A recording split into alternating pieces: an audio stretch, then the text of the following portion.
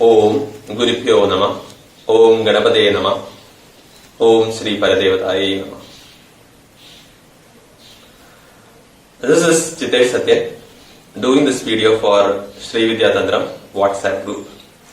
This is part of a series on mastering Ida, Pingala and Sushumna, the sun, moon and fire path, or the heat, cold and neutral currents in the body.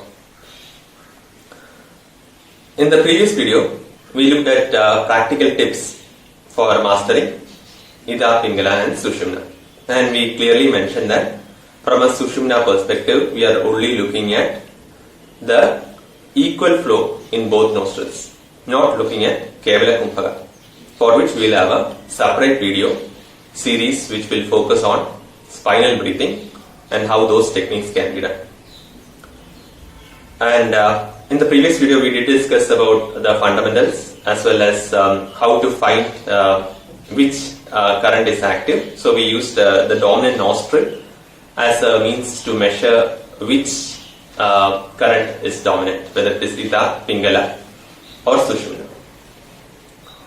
For a beginner's perspective, rather than blowing on the surface of the hand or trying to feel which nostril is dominant, it is always advisable to check by breathing, by closing the nostril, which one is dominant from a practice perspective.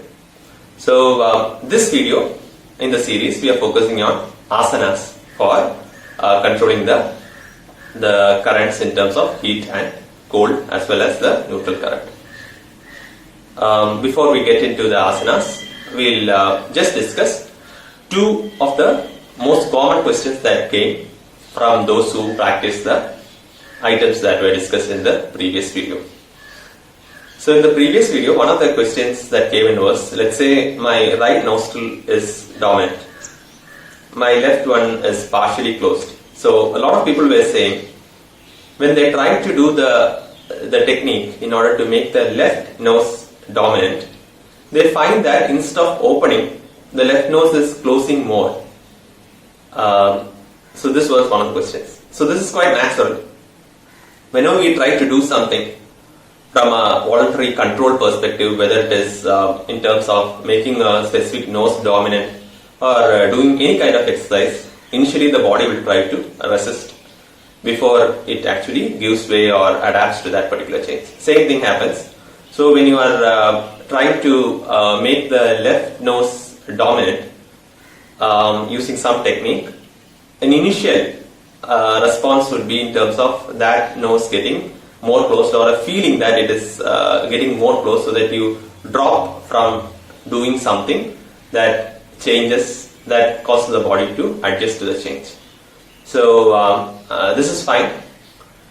With practice, this would not have issues, and as a beginner, it is always advisable to have both nostrils at least partially open or somewhat open before you start the practice. You can use saline drops if that helps, or you can use a neti pot and try to do a nasal cleanse, or if you are into Ayurveda, then you could use something like Anu Thailam, which can actually help in ensuring that the nostrils are open. So that would help in terms of keeping the nostrils open before you start the practice and then try out. So having the nose open actually helps as a beginner, which would not be required as you progress. Even when you have both nose open, let's say you use saline drops and have both nose open, even in those scenarios when you try to breathe and check, you will find though both the noses are open, still one nose will be dominant. This is the usual scenario. So that is the first question. Second question was, it is taking some time in order to have the nostril switch. So how do I expedite this process? There are multiple methods by which that is done. So even from a Tantra Yoga practice perspective, the Guru does not initially have the Shishya take up Nadi practices as well as Prana practices. The initial part is in terms of cleansing. which is there in almost all yoga systems. So in Tantra it is usually Pancha Amara Yoga. For Hatha Yoga it is Shat Kriyas, Nauli, Neti, all this is actually done. There are focused techniques like Vaisara Kriya where you use water for cleansing, and from an Ayurveda perspective there is of course Panchakarma. So there are different techniques by which an internal cleaning can be done, or preparing the body can be done. It does not have to be extensive techniques, but somewhat some level of cleansing, some level of Nadi Shodhana and all is initially performed. Before you try to do these techniques for switching the nadis or switching the currents, switching where the energy is actually flowing, as well as focusing prana at specific points and all. Before that, before you actually start practicing, usually these kind of techniques are done so that the flow as well as in terms of control becomes much more easier. So that is how it can be expedited. And from a beginner's perspective, from a confidence perspective, it always helps looking at the dominant nose slowly getting closed rather than focusing on the non-dominant nose opening up. So let's say your right nose is open and you're doing a technique to make your left nostril dominant. In that scenario, rather than making your focusing on whether the left nose is fully opening up, if you look at the right nose, probably after a minute, then you try your right nose, you will find that the free flow that was happening on the right has slowly started decreasing.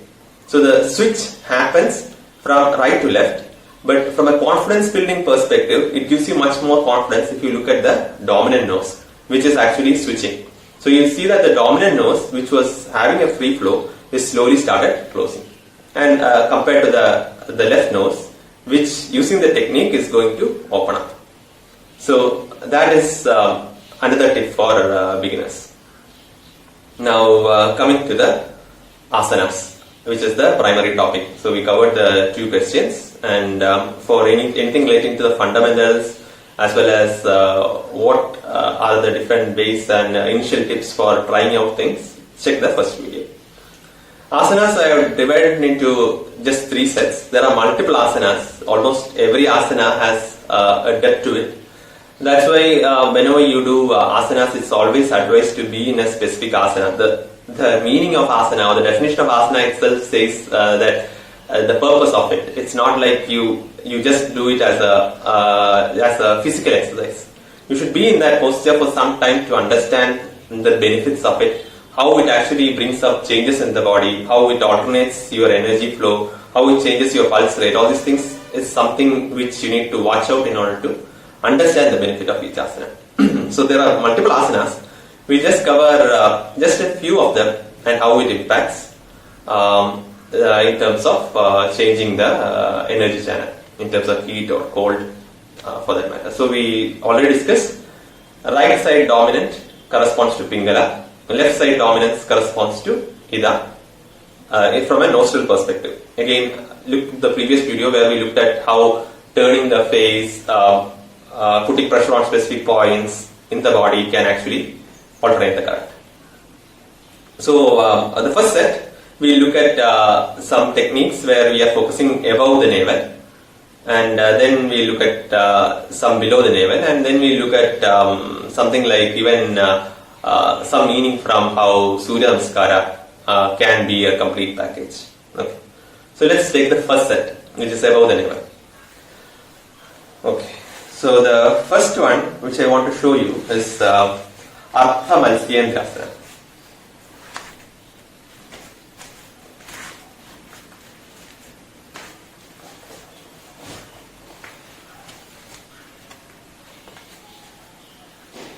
So if you look here, it actually applies 2 of the techniques that we discussed in the first video. So one is, it is actually like acting like a yoga danda. So you are actually having your hands above the right leg, and at the same time you are actually tilting your face to the right side. So we discussed in the previous video itself that when you actually look at below the throat, pressure on this side will activate this side. Similarly, tilting your head and putting pressure on the right side will activate the right side. So both these are actually brought in here for a faster switch. So you have, as I mentioned, the flow like happens here and then it goes this way. So we are pushing both triggers in order to make your right nostril dominant. Or now the Pingala Nadi will be activated.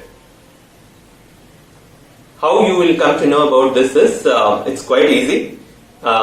You would actually find that you have started sweating when you make your right nostril dominant. You will feel more heat generation in the body so that the heat current is applied. And this technique actually, as I mentioned, triggers two things.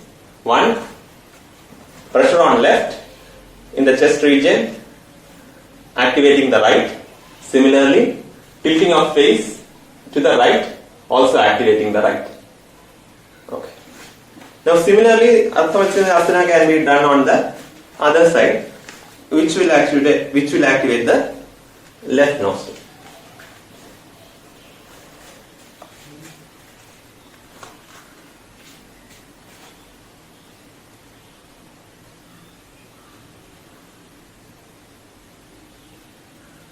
So this would be in order to change the energy current and make it more having the left side or the Ida.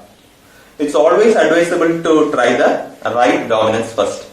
Again, from a beginner perspective. The reason being that it's much easier to feel the sweat when you are the heat current generated in the body. You will actually be able to experience it more. So when you are making your right nose dominant, you will actually feel that you have started sweating and heat has generated. And after that, when you try the left, since where heat was generated, the cooling effect would be more noticeable. So try that. So we did Ida and we started with Pingala. We looked at Ida dominance, first right dominance, then left dominance. And neutral current, of course, for this one is the common Padmasana technique can be used. Padmasana, of course, does not require any specific demonstration as such. Everyone is familiar with the Padmasana technique. So you do the Padmasana, which will cause the neutral current. And this is the reason why most of the pranayama techniques, the most appropriate pose is considered to be Padmasana. So the reason being that you are not depending on any body posture to alter your flow of energy. So here when you go for Padmasana, the focus would be on the breathing technique or the prana movement itself, and the body postures is fully balanced in order to support what you are trying to do. This is quite different from a dhyana perspective. In case Siddhasana would actually be considered more prominent because of the exertion that you give in the perineum region. So you have one leg in the perineum region and the other one above in order to help in the dhyana. And of course it can be coupled with other techniques in order to close the apertures, different apertures in the body. So that way postures also have meaning. Padmasana for the different Kumbhaga techniques, and using the Siddhasana for dhyana. Of course, for Kundalini based techniques, all have specific meaning and purpose when it is stated in the scriptures. Okay, so we saw one set with Artha Matsyendrasana and Padmasana. Now we will look at the second set, where we will focus below the navel. So focusing below the navel, this is another very popular technique. Most of the scriptures do outline it as a technique by which you can activate the Sushumna. So here we have Janu Shivshasana.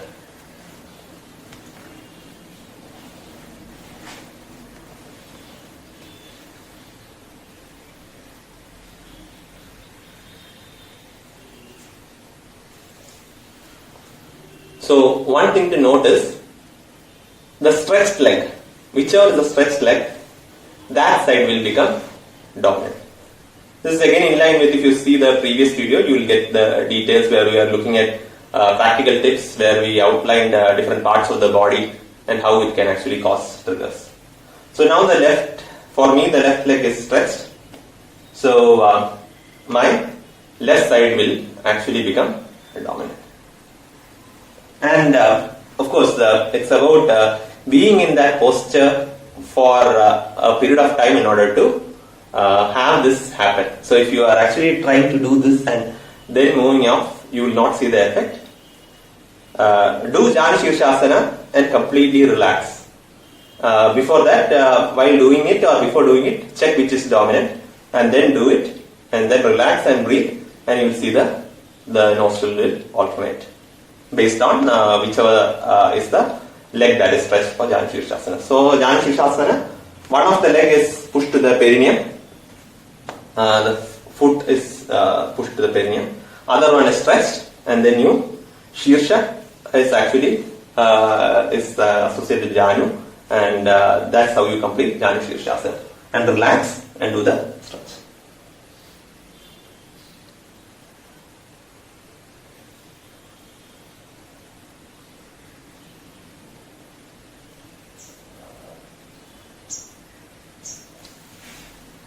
Now, similarly,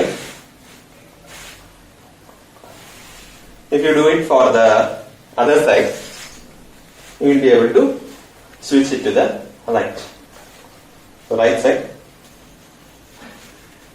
And now I want to make my right nostril dominant. So my right leg is stretched, left is pushed inward, and then relax and breathe.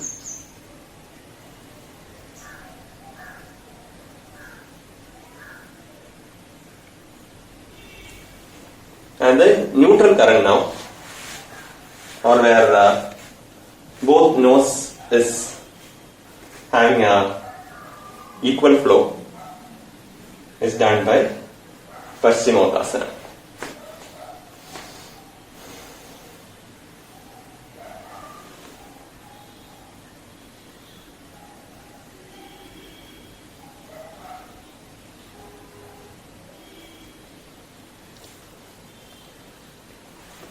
Okay.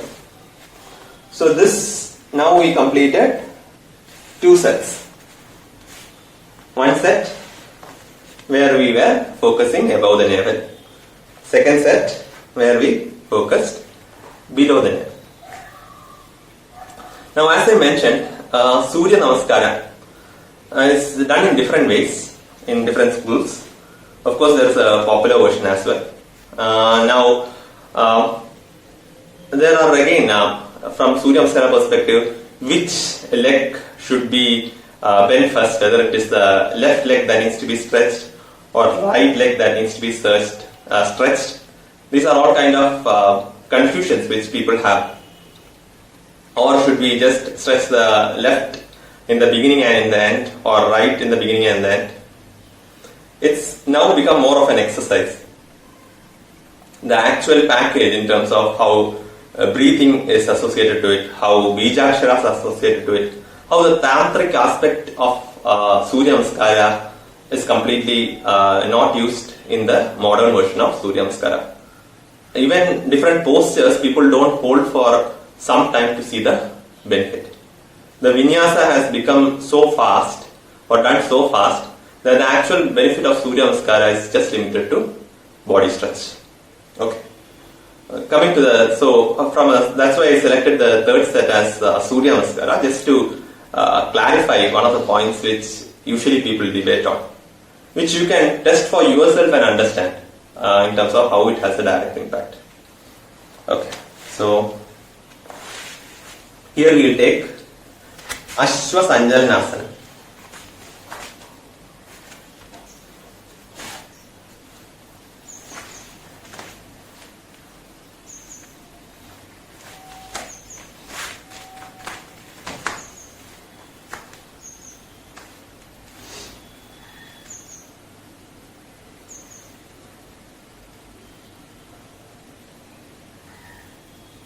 So here you can see two things are happening. One, as we notice, one is the pressure here, and second is the stretch of the other leg. So this aligns well with what we have taught just right now. So obviously the part which is stretched will get dominant. So now since my left leg is what I have stretched, that will become dominant. And this also aligns well. So push here will actually cause the other side to be dominant. So both this bend as well as this stretch is going to activate my left nostril. And the opposite will activate the right nostril.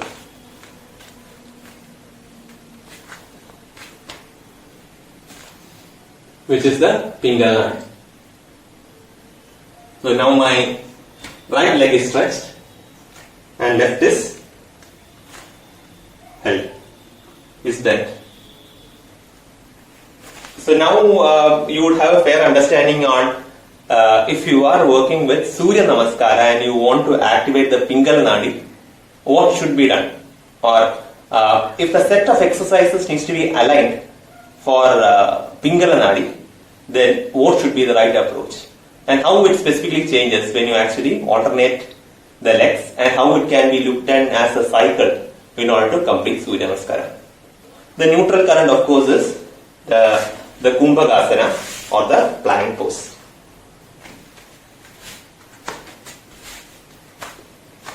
So plank pose, you don't bend down or up, it is straight.